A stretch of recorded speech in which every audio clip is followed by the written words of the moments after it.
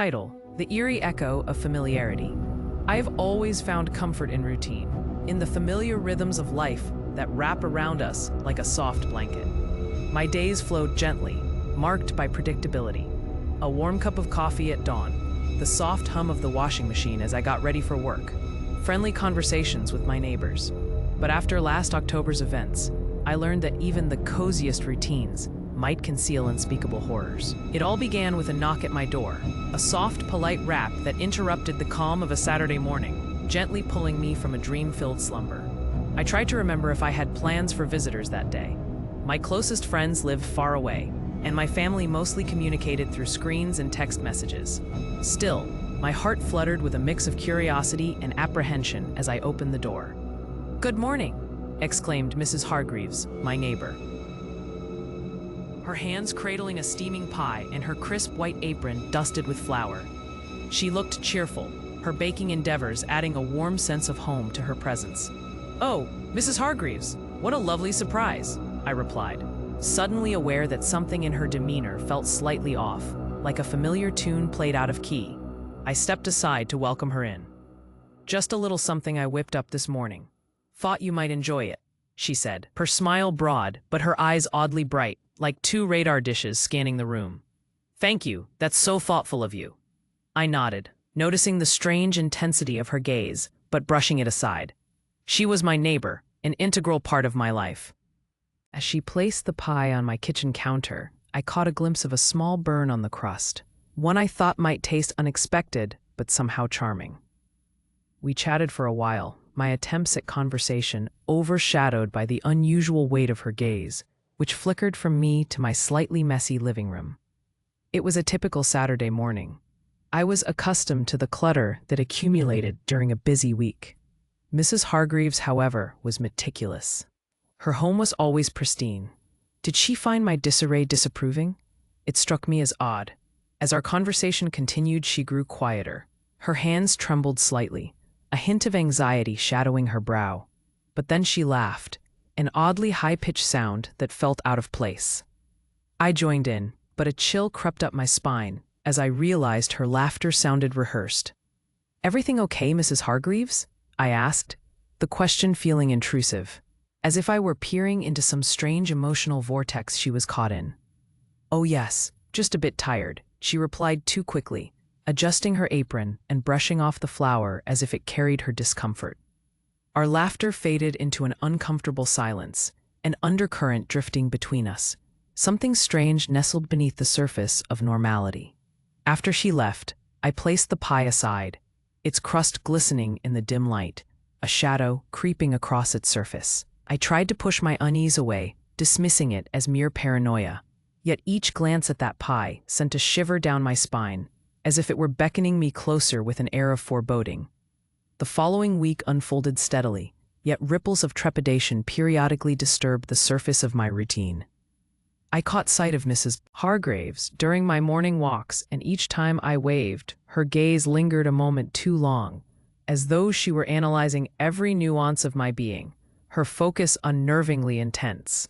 By Wednesday, she had organized an impromptu gathering for the neighbors, a welcome back to fall celebration with games and treats. The sweet aroma of cinnamon filled the air, but beneath it lingered a sour hint, like the first bite of a decayed apple hidden within a basket of fresh fruit. "Where's the pie?" a neighbor joked as we gathered in the backyard, transitioning from summer cookouts to cozy autumn mingles. "Oh, I left it at home. Wouldn't want it to get ruined by the kids," I replied, my heart racing at the thought. In truth, the pie hadn't made it past the back of my fridge after I sort of panicked at the idea of mold growth. What if, just what if?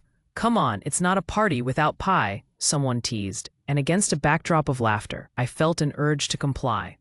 That evening, I put on my jacket and headed back inside, unease twisting in my gut. As I searched through the fridge, my breath caught when I saw the pie.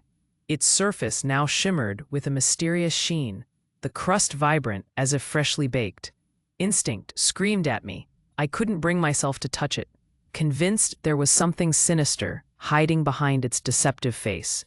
Instead, I pushed it back into the oven for safety. Recalling the laughter of my neighbors just hours prior, When I returned to the gathering, the atmosphere shifted the moment I stepped onto the lawn. Laughter muted into murmurs.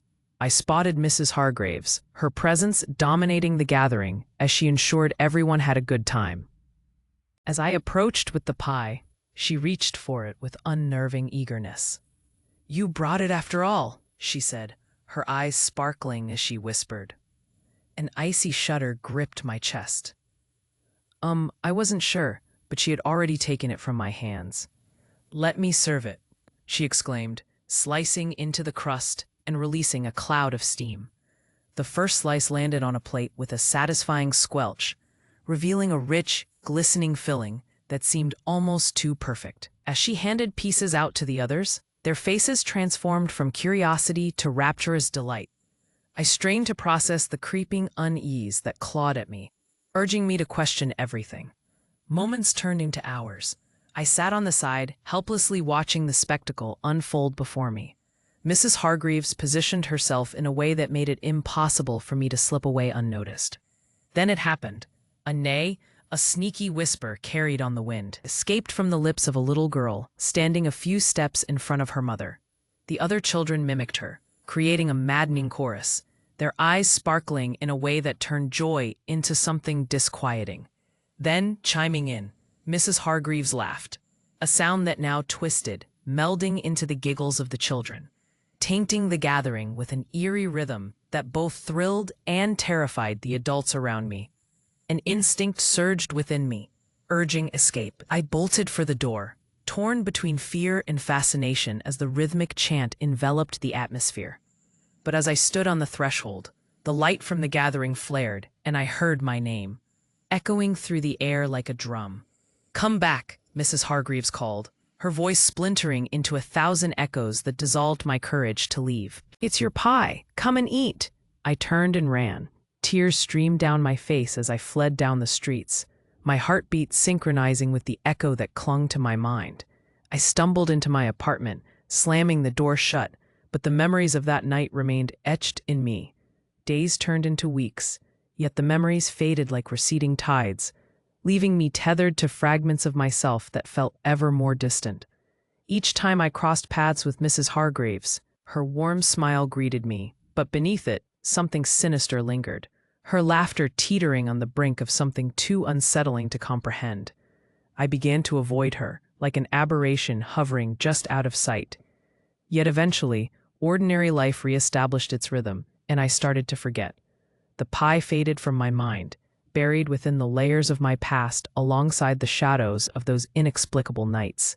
It was a Friday evening when it happened again, a soft knock. And then there she was, beaming as always, that same pie nestled in her hands.